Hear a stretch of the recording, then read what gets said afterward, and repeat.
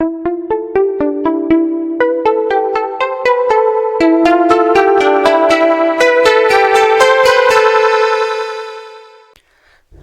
प्यारे बच्चों, आज हम पढ़ेंगे प्रश्नावली 1.6। आइए पढ़ते हैं। प्रश्नावली 1.6 है घात और घातांक के बारे में। प्रश्नावली 1.6 है घात और घातांक के बारे में। कुछ एक मैंने प्रश्न पहले लिख रखे हैं, इससे पहले मैं आपको घातांक के नियम बता देता हूं। देखो, घातांक का पहला जो जानकारी है वो ये है कि यदि किसी संख्या के ऊपर कोई घात नहीं लगी हुई है, जैसे 7 के ऊपर यहाँ पर मैंने कोई घात नहीं लगाई है, यहाँ पर मैं लिख देता हूँ 6, मैंने इसके ऊपर कोई घात नहीं लगाई है। यदि किसी संख्या के ऊपर कोई घात नहीं है तो उसका मान होता है 1, उसकी घात होती है 1। किसी संख्या के ऊपर कोई घात नहीं तो उसकी घात होती है 1। घात 2 है तो हम इसको बोलते हैं 7 का वर्ग, या फिर हम इसको बोलते हैं इंग्लिश में स्क्वायर।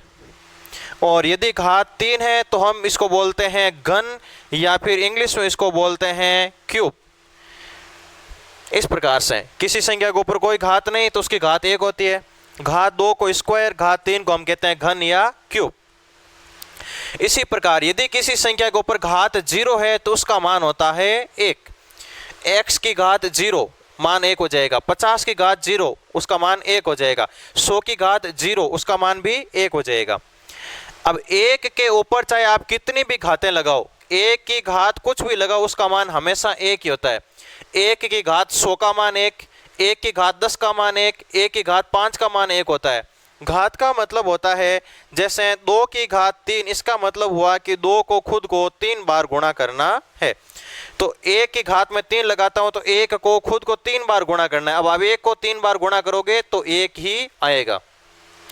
इसलिए 1 की चाहे कोई सी भी घात लगाओ उसका मान 1 होता है, और 0 की चाहे कोई सी भी घात लगाओ उसका मान हमेशा 0 होता है। 0 की कोई भी घात लगाओ उसका मान हमेशा 0 होता है। इसके बाद में यदि कोई संख्या है उसके ऊपर घात लगी और एक और घात आ जाए, इस प्रकार से संख्या उसके ऊपर एक घात लगी और एक और घात आ जाए, जब घात पर घात हो तो घातें आपस में गुणा हो जाएगी। यहाँ पर हो जाएगा x की घात 2 गुणा 3, यानी x की घात यहाँ पर टोटल है 6। ये पहली जानकारी।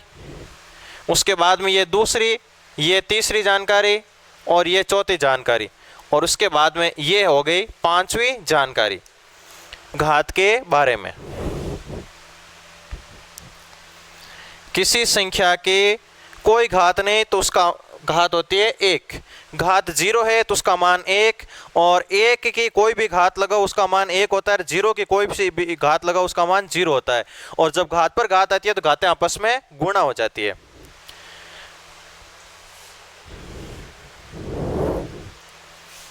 अब इस प्रकार से 2 की घात 5 इंटू 2 की घात 6, यहाँ पर देखो आधार समान है, दोनों जगह 2 की घातें हैं। आधार समान और गुणा के समय घातें जुड़ जाती है। यहाँ पर हो जाएगा 2 की घात 5 और 2 की घात 6, टोटल हो जाएगी यहाँ पर 2 की घात 11। जब आधार समान होता है गुणा के समय घातें जुड़ जाती है, और भाग के समय क्या होता है, देखो आधार समान हो तो भाग के समय क्या होगा, भाग के समय घातें घट जाएगी। 5 में से 6 घट जाएगा, पहली घात में से अगली घात माइनस हो जाएगी, तो यहां पर हो जाएगा 2 की घात -1। अगली जानकारी है, यदि ऐसा लिखा हुआ है कि x बटा y की घात -3, और यहां पर भी माइनस है, x बटा -y की घात -3। अब यदि आप किसी भी संख्या को अंश से हर में या हर से अंश में ले जाओगे तो उसकी घात का चिन्ह चेंज हो जाएगा, संख्या का चिन्ह चेंज नहीं होगा, ये ध्यान रखना। तो यहां पर हो जाएगा x इंटू ये -y ऊपर लेके जाओगे तो हो जाएगा -y का, तो -y रहेगा, लेकिन जो -y की घात -3 है ये -3 हो जाएगी +3। इस प्रकार से तो यदि किसी संख्या को आप अंश से हर में या हर से अंश में ले जाते हो तो उसकी घात का चिन्ह चेंज हो जाएगा। घात माइनस में, अंश में ले जाते ही प्लस में। और यदि मैं x को नीचे लेके जाऊं, यहाँ पर x की कोई घात नहीं तो 1, और x को नीचे लेके आ जाऊं तो x की घात हो जाएगी -1। अंश से हर में और हर में अंश से ले जाते ही घात का चिन्ह चेंज हो जाता है। अब अगला जो पॉइंट है वो ये है कि आधार अलग अलग और घातें समान हो तो क्या होगा। जैसे 2 इंटू 3, अब घातें समान आ गई, यहाँ पर भी घात 5 और यहाँ भी 5। ऐसी स्थिति में आधार आपस में गुणा हो जाएगा और कोई सी भी एक घात लगा दो, क्योंकि 2 की भी तो 5 है और 3 की भी तो घात 5 है, तो आपस में दोनों की घातें समान है तो दोनों की घातें सम्मिलित रूप से हम लगा सकते हैं। और यदि यहाँ पर भाग का चिन्ह आ जाए तो आधार आपस में भाग हो जाएंगे और कोई सी भी एक घात लगा देंगे। तो ये थे आपके घातांक के नियम। इन नियमों की सहायता से हमें इन प्रश्नों को हल करना है। तो देखिए इन प्रश्नों को हल करते हैं। 64 की घात आपको दे रखी है 1/2। 64 को मैं क्या लिख सकता हूं, ये 64, इसके अभाज्य गुणनखंड निकालता हूं। 2 का भाग दिया 32, 2 का भाग दिया 16, 2 का भाग दिया 8, 2 का भाग दिया 4, फिर 2 का भाग दिया 2 और 2 का भाग एक बार, यानी 64 को मैं लिख सकता हूं 1 2 3 4 5 6, 2 की घात 6 के रूप में लिख सकता हूं। और फिर इसकी घात कितनी है 1/2। 64 को मैंने लिख लिया 2 की घात 6 और फिर इसकी घात है 1/2। अब देखो घात पर घात आ गई है। अभी मैंने आपको बताया था जब घात पर घातें आ जाती है तो घातें आपस में गुणा हो जाएगी, तो हो जाएगा 2 की घात 6 गुणा 1/2। तो 2 का भाग 6 में जाएगा 3 बार, 2 की घात 3 का मान होगा 8, यानी 2 इंटू 2 इसका मान होगा 8। तो ये इस प्रकार से था पहले का पहला पॉइंट। ये पॉइंट देखिए 32 को हम क्या लिख सकते हैं, 32 को मैं लिख सकता हूं 2 का भाग दूंगा तो 16, 2 का भाग दूंगा तो 8, 2 का भाग दूंगा तो 4, 2 का भाग दूंगा तो 2 और 2 का भाग इसमें एक बार। तो 32 को मैं लिख सकता हूं 2 की घात 5, 1 2 3 4 5 और फिर इसकी घात कितनी है 1/5। 1/5 से ये 5 कट जाएगा, उत्तर बचेगा केवल 2। ये देखिए 125 की घात 1/3। अब 125 को मैं क्या लिख सकता हूं, 5 का भाग दिया 125 में 25 बार गया, 5 का भाग 25 में 5 बार और 5 का भाग 5 में एक बार। तो मैं 125 को लिख सकता हूं 5 की घात कितनी 1 2 3 और फिर इसकी होल घात कितनी है 3, 3 से 3 कट जाएगा और इसका उत्तर आ जाएगा 5। अब ये देखिए दूसरे का पहला पॉइंट। दूसरे का पहला पॉइंट में 9 दिया हुआ है, 9 को मैं क्या लिख सकता हूं, 3 का भाग दिया 9 में 3 बार, 3 का भाग 3 में एक बार। तो मैं लिख सकता हूं 3 की घात यहाँ पर 1 और 1 कितने 2 और फिर इसकी घात कितनी आ रही है 3/2। बटा वाले 2 से ये 2 कट जाएगा, बचेगा क्या 3 की घात 3। 3 की घात 3 का मतलब 3 को खुद को 3 बार गुणा करना, 3 इंटू 3 9, 9 को 3 से इंटू करते ही 27। 32 की घात 2/5। 32 को तभी अपन ने लिखा था, 32 को हम लिख सकते हैं 2 की घात 5 और फिर इस पूरे की घात है 2/5। तो इस 5 से ये 5 कैंसिल, बचेगा 2 की घात 2। 2 की घात 2 का मतलब 2 को खुद को 2 बार गुणा करना, 2 इंटू 2 हो जाएंगे 4।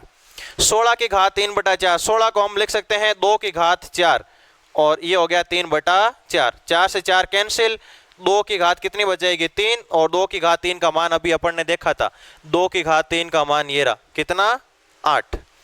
फिर यहाँ पर है 125 की घात -1/3, घात आ गई माइनस में, तो इसको आप चेंज कर दो, इसके बटा में कुछ नहीं तो बटा में 1। अब इसको हर से अंश में लिया हो, अंश में लाते ही घात का चिन्ह चेंज हो जाएगा, ये हो जाएगा 1/125 की घात कितनी 1/3, -1/3 से ये बदल गई अब प्लस की 1/3।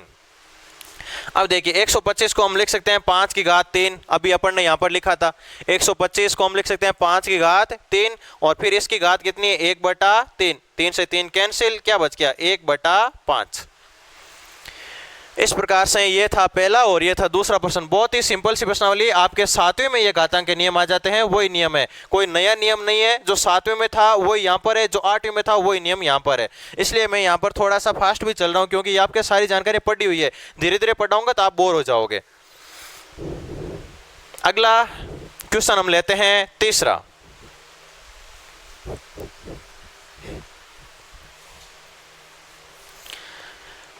तीसरा क्वेश्चन है, तीसरे के भी 4 पॉइंट है। पहला पॉइंट है 2 की घात 2/3 डॉट 2 की घात 1/5, ये है पहला पॉइंट। और इसका दूसरा पॉइंट आपको दे रखा है 1/3 की घात 3 की होल घात 7। और फिर इसका तीसरा पॉइंट आपको दे रखा है 11 की घात 1/2 बटा 11 की घात 1/4। और इसका चौथा पॉइंट आपको दे रखा है 7 की घात 1/2 डॉट 8 की घात 1/2। डॉट का मतलब इंटू होगा, यहाँ पर डॉट है इसका मतलब इंटू है, यहाँ पर भी डॉट है इसका मतलब इंटू है। डॉट का मतलब गुणा होगा, गुणा का चिन्ह। यहाँ पर देखो आधार समान है और गुणा के समय यहाँ पर गुणा का चिन्ह है। आधार समान गुणा के समय तो घातें जुड़ जाती है, अभी मैंने आपको बताए थे। तो यहाँ पर घातें जुड़ जाएगी, 2/3 और 1/5 जुड़ जाएंगे। अब 2/3 और 1/5 को जोड़ना है। जब दो भिन्नों की हमें जोड़ करनी है तो आप तिरछा गुणा कर सकते हो। 2 को 5 से इंटू किया 10 और 3 को 1 से इंटू किया 3 और बटा में 5 को 3 से इंटू किया 15। 2 को 5 से इंटू किया 10, 1 को 3 से इंटू किया 3 और 3 को 5 से इंटू किया 15। तो ये हो गया 13/15, यानी यहाँ पर आगे 2 की घात कितनी 13/15। यहाँ पर देखिए सरल सा है, अलग अलग लिख लो, अंश की घात और हर की घात में अलग अलग लिख लो। यहाँ पर पूरे की घात पूरी भिन्न की घात 7 है तो अंश की घात 7 और हर की घात भी कितनी 7। एक की कोई सी भी घात लगाओ, अभी मैंने आपको बताया था उसका मान हमेशा एक ही होता है। और यहाँ पर हर में देखो घात पर घात लग गई तो घातें गुणा हो जाएगी। 3 की घात 7 और 3 गुणा होकर हो जाएंगे 21, 3 की घात हो जाएगा 21। यहाँ पर देखिए यहाँ पर घातें भाग के समय घट जाएगी, आधार समान है और भाग हो रहा है, यहाँ पर बटा की लाइन है तो घातें घट जाएगी। ऊपर वाली घात में से नीचे वाली घात घट जाएगी, 1/2 माइनस 1/4 और 1/2 में से 1/4 घटाएंगे तो बचेगा 1/4। आधे में से पाव घटाया, पाव बच गया। ये देखिए आधार अलग अलग घातें समान है तो आधार आपस में गुणा हो जाएगा और कोई सी भी एक घात लग जाएगी। तो 7 8 होते हैं 56, 56 की घात हो जाएगी 1/2। इस प्रकार से। तो ये थी अपनी पहली प्रश्नावली। यहाँ तक अपन ने काफ़ी डिटेल से पढ़ी, इसको वापस देख के इसके नोट्स बनाइए और एक एक प्रश्न को इस प्रकार पढ़ लेना है कि कभी भी एग्जाम में, टेस्ट में या कहीं भी पूछे जाए तो आपको एक एक प्रश्न आए।